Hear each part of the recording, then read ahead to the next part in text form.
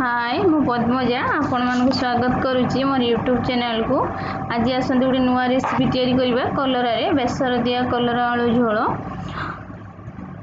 वीडियोटी को लास्ट पर्यंत देखिए। जदि मो वीडियोटी आपको भल लगे तो लाइक कमेंट शेयर सब्सक्राइब करने को जमार भी भूलिबेनी। देखो मु कलरा को धोईकी एमती लंबा लंबा करी काटिकी रखी नहीं, आलू को भी एमती लंबा लंबा करी काटी देइछि। तापर मसला नहीं 10 रु 12 कुला रसुण, हाफ इंच अदा, हाफ चामच सोरिष, 2टा सुखिला लंका ताको ग्राइंडिंग कर देबे।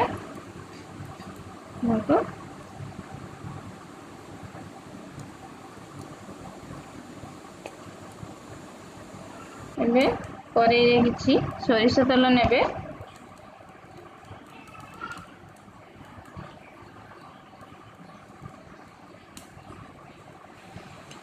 तेल गरम हो गलानी। एबे कलरा आलू को भाजी देबा।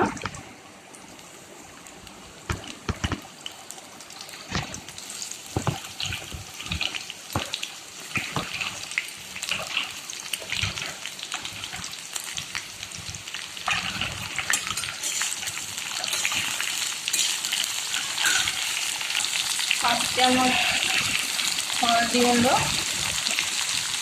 स्वाद अनुसार लुण पकेबे। भलसे मिक्स करदे।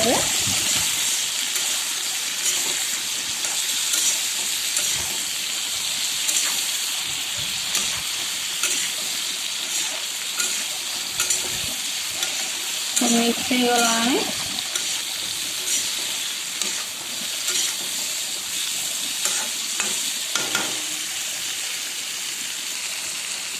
ढाकुणी देदेबा। ढाकुणी देदेले सीझीज कलरा आलू। आसलानी आ टिके हम।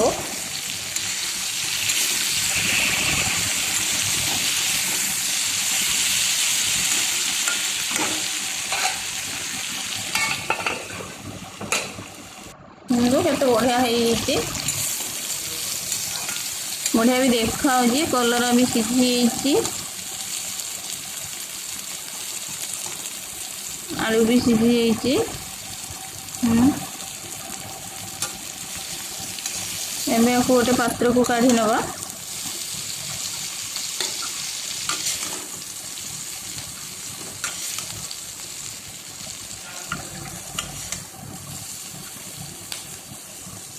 आउ थरे सोरिष तेल पकेबा करेई रे तरकारी को बघारिबा पई।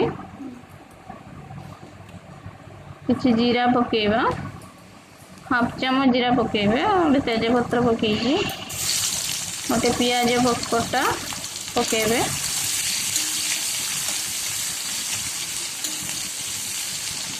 पियाज को भाजिबे ब्राउन कलर हवा पर्यंत।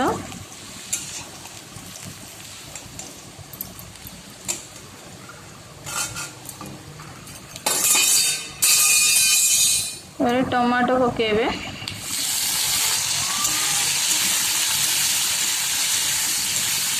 टमाटो को पूरा भलसे पूरा मेल्ट करदेवे।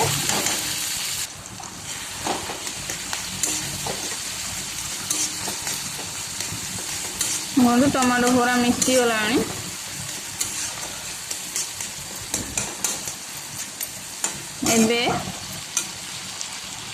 एबे किछि हलदी गुंड हाफ चामच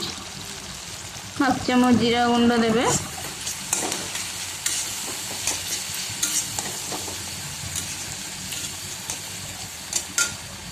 बाटी रखि सोरिष मसला को देदेबा।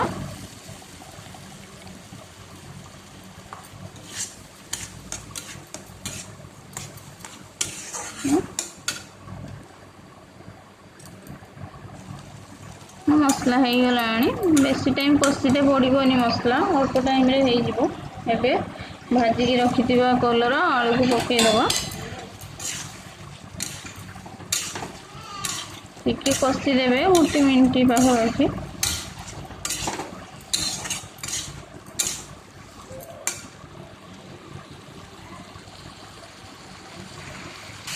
हो गलानी देखो।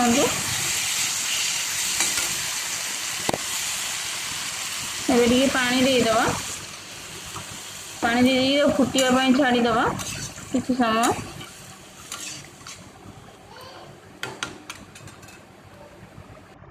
देखते फुटिला आपन जदि अधिका पानी चाहूबे अधिका झोल रखिए ना पानी मारी दे पारे भी भल। देखु मुझे पानी रखी गला एबे काढ़ीदबा।